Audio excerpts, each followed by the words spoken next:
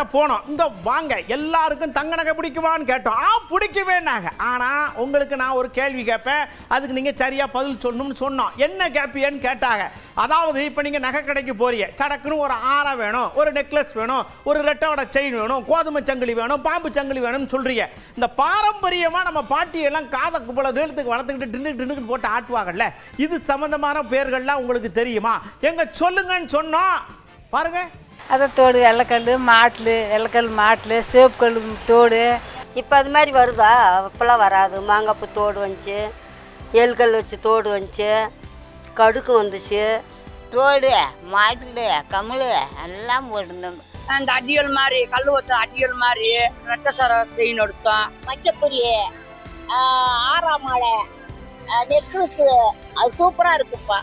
அந்த சங்கி அந்த மாடல் வேற, அந்த மாடல் இப்போ வராது. செயினே பார்த்தீங்களா, இது வைக்கப்புரி சொல்றாங்க. வைக்கப்புரிக்கு அடுத்து இப்போ சரடுன்னு சொல்றாங்க. அதுக்கப்புறம் இப்போ டிசைன்ஸ் எல்லாம் மாறிக்கிட்டே போகுது. எங்க காலத்துல பதுக்கின் சங்கிலி போடுவான், கண்டாட்டி போடுவான், டோலாக்கு போடுவான். அதே அந்த காலத்துல வர்றது பேசணும். அதே கொப்பு மேல கொப்பு அதெல்லாம் வச்சு இது பண்ணாரு. அப்ப நைஸ் இதெல்லாம் குத்தி அந்த மாடல்லாம் இப்ப வர்றதில்ல. இப்ப ஒரு சில ஆளுங்க தான் யூஸ் பண்றாங்க, இந்த ஆளுங்க யூஸ் பண்றதில்ல. அந்த மாடல் தான் நல்லா இருக்கும். இப்பெல்லாம் பழைய காலத்து டிசைன் அது வேற. தாலி கவர் தான், கொடியெல்லாம் இல்லை. ஒட்டியானம் போடுவாங்க, அப்புறம் காசி மாலை போடுவாங்க, இந்த காதில் லொலாக்கு போடுவாங்க, அப்புறம் காலில் காப்பு போடுவாங்க.